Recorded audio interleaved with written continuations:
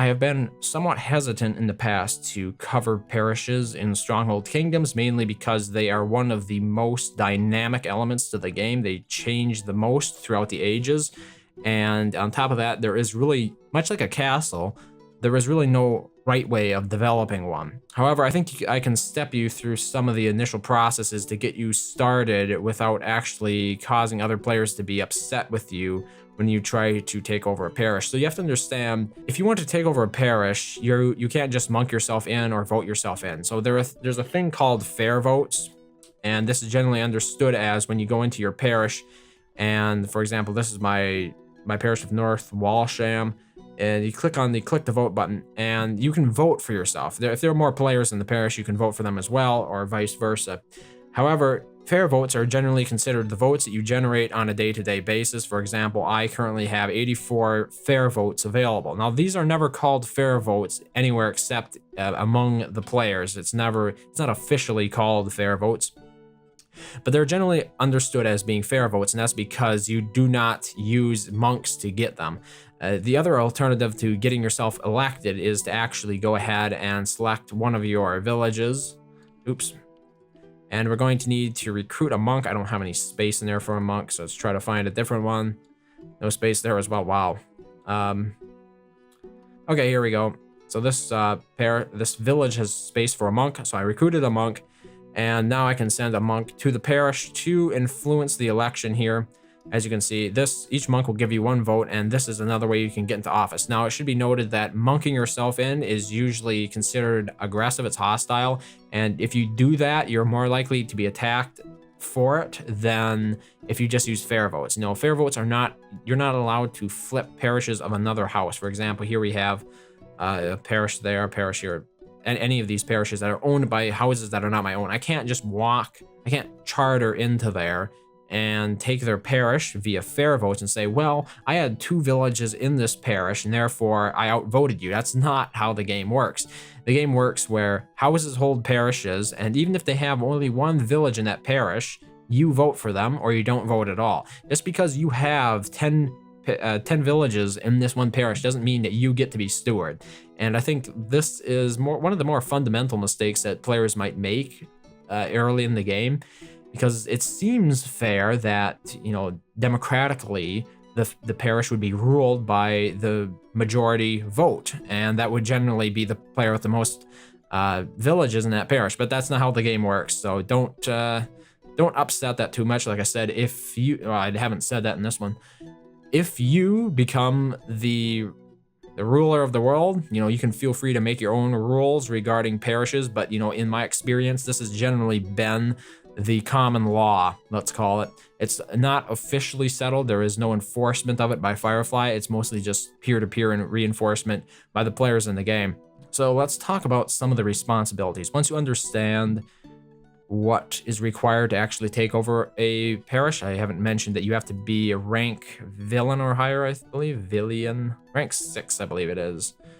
That little guy right there, they're not going to tell me what rank it is because I'm currently a crown prince, but you got to be that little guy or higher to actually become a steward. That's only applies to the early game, obviously, but there's some commonly accepted responsibilities that once you do become a steward and you're able to maintain the parish, that you will have to perform likely. So not all of these are set in stone, but they're considered tenets of a good steward. If you want to be considered a good steward, you'll probably steer clear of, well, you won't steer clear of them. If you want to be a good steward, you'll generally lean in the direction of these responsibilities.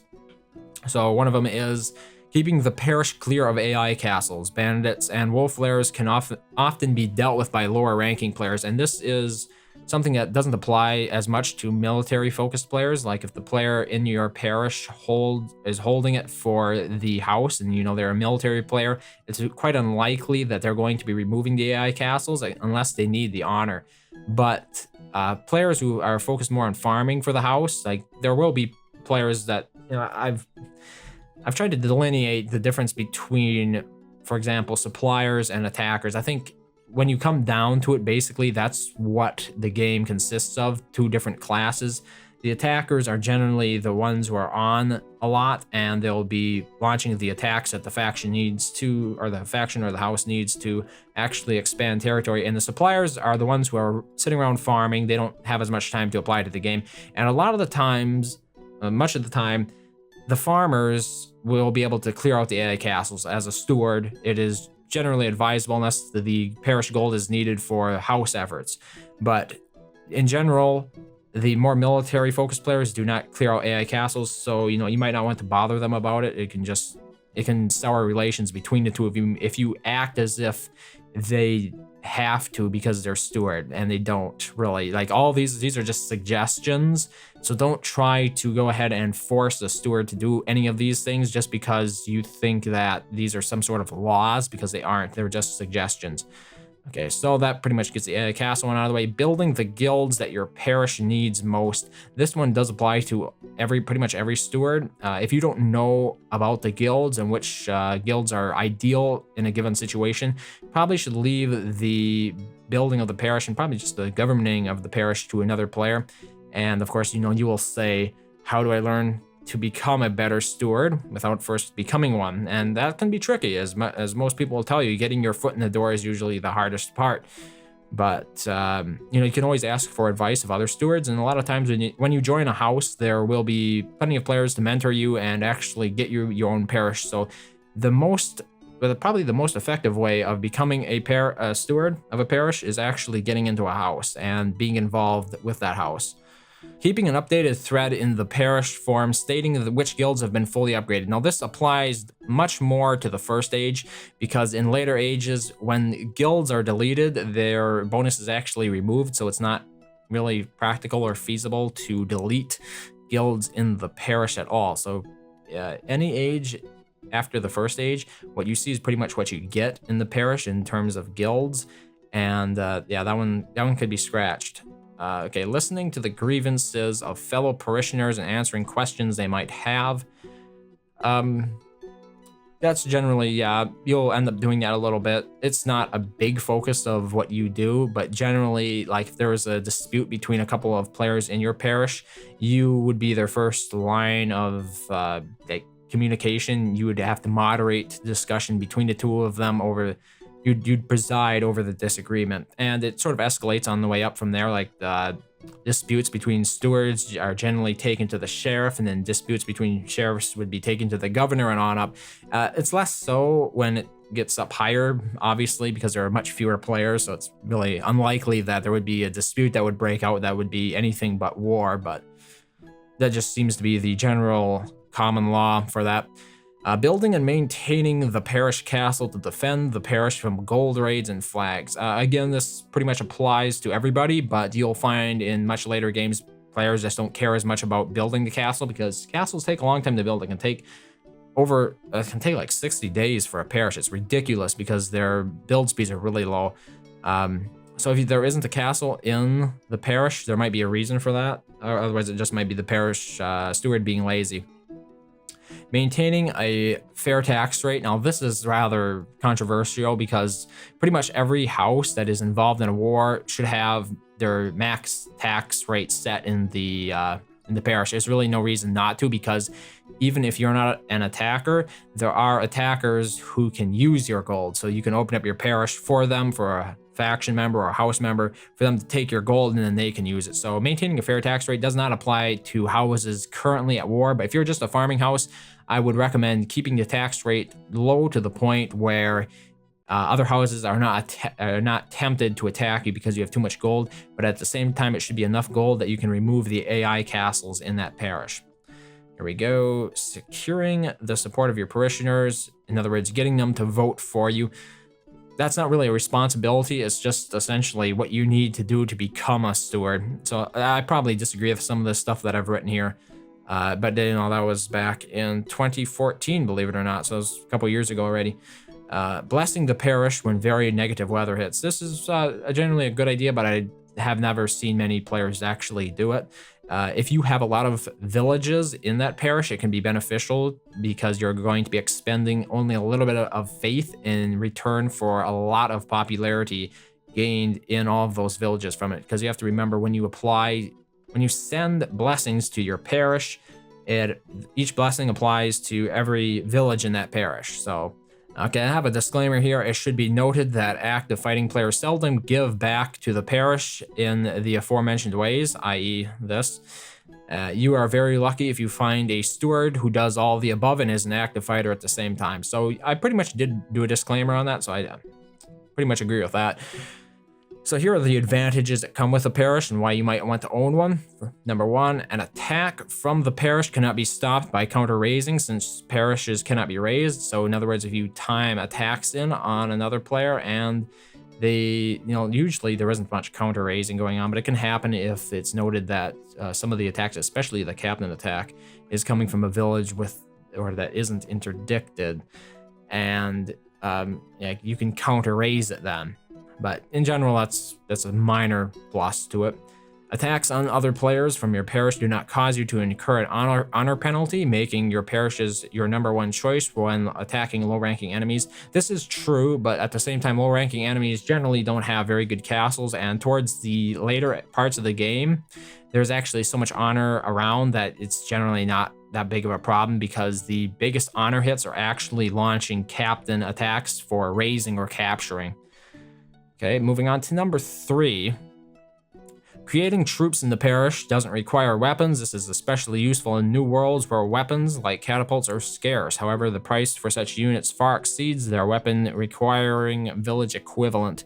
Yes, this is definitely one big plus for very militaristic style players, because they can just rob gold from other parishes, and this is essentially like getting free units. And you don't have to bother training them. You don't need to generate the peasants in your village before you can actually recruit them. So they can do massive attacks simply by gold raiding very lucrative parishes. Like, let's say you hit a parish with 1 million gold in it. You're going to be able to recruit quite a few armies out of that gold and launch those as attacks. So yeah, you can really do some serious damage with parishes, the parish army, because it doesn't require you to generate any peasants. All the troops are created much like mercenaries would be.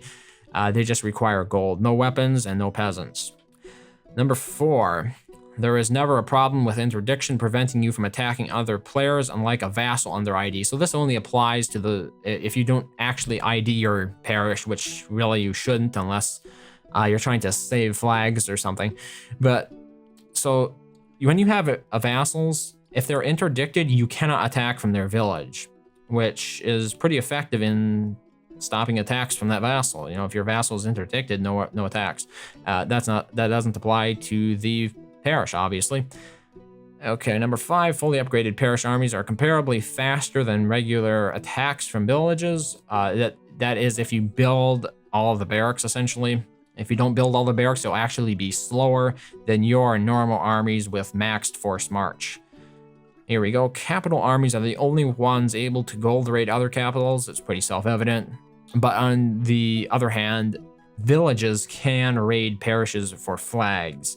So capitals can only raid for gold, but capitals and villages can raid for flags. Okay, moving on. The parish troops are free. Kind of. They're recruited using gold. Yeah, pretty much the same stuff there. This is a terrible one. It says if you are in-house, your parish will generate honor for that house every day. Correction, your parish generates glory for your house, not honor. And if you are in a house that is currently in a glory race, being able to generate that glory will help your house win. Okay, moving on. If you are steward of a parish, you get to vote in the sheriff elections. This is only true if you are rank 16 or higher. If you are under that rank, you're not eligible to become a sheriff. And there are some rules later on in the game. For example, here in Age 5, in World 5, I have to have the majority parishes in this county. I forget what the exact number is, but I can't just... My house actually has to hold a good deal of the land here before I'm able to vote for myself. So, it depends on the age. Like I've said before, these parishes, they're quite dependent on the time when you're actually playing the game. That the rules will change from time to time. Okay, moving on. A parish is a great way to get your presence on the map recognized. I would generally agree, but I think a better way is actually joining a faction who is part of a active house, because if you're active, people will get to know you, and your faction will get you parishes if you are if you are any good at the game, essentially. And pretty much anybody can be good at the game if they just take the time to learn about it. Really, even a player who isn't the best is better. Let me put it this way: even a player who is active but isn't the best is better than a great player who isn't active, because if you're around, you can help with things that don't necessarily require a lot of skill, that are essentially invaluable to other players. Like if I can send absolution to a fighting player who just had their village XCOM'd when they got on, that is much more valuable than me being a pro attacker, but then I'm hardly ever in the game. Yeah, it depends. Pro attackers, I can understand. I mean, some of them might take offense to that because a lot of them just enter the game and fight just for that. That's what they're there for. And, they have other things going on in their lives as well. They're generally high-paying players, so I can understand them not being able to sit around and play the game all day. But the point that I'm trying to make here is that don't be timid when it comes to contributing to your faction. Just because you can't contribute as much as the highest contributing players doesn't mean that you won't make a name for yourself by being around and being as helpful as possible. And lastly, players with parishes are more likely to be accepted into a house in the glory race than players without parishes. This does apply to more competitive worlds. If you don't have a parish, see, the thing is, you should really join a faction that fits with your playstyle more than just joining the faction in the area. Like if I joined a faction in my area and it turns out they don't speak my language, it really isn't going to be that helpful for me because I can't easily communicate with them. So that's a little open to interpretation, but that is the article, Are You Ready to Be a Steward, that I wrote a couple of years ago, and I think it gives a basic introduction for players to Stronghold Kingdoms parishes, and what you need to be aware of, and some of the benefits of it. There's some rules that are not readily apparent, I think, because they're pretty much just created by the players, but at the same time, like I've said, they are generally accepted, which is why I would consider them common law. As you can see in this game, I pretty much uncontested in terms of this county because the World 5 is not very active anymore. And I'm not generally somebody who cares much about holding parishes or holding counties, because generally I am too lazy to maintain them, as well as other more active players. But I'm not making a bet here. I'm not asking you to come and take my stuff from me. I hope that helped, though, for players trying to get into the game, and I am sorry that it took this long. I mean, I feel that this is a bit of an unscripted ramble. I have made more direct videos in the past, and actually I would like to do more of that, but sometimes the time constrictions just simply don't allow for a whole lot of pre-planning if you want to create a good deal of content on the regular.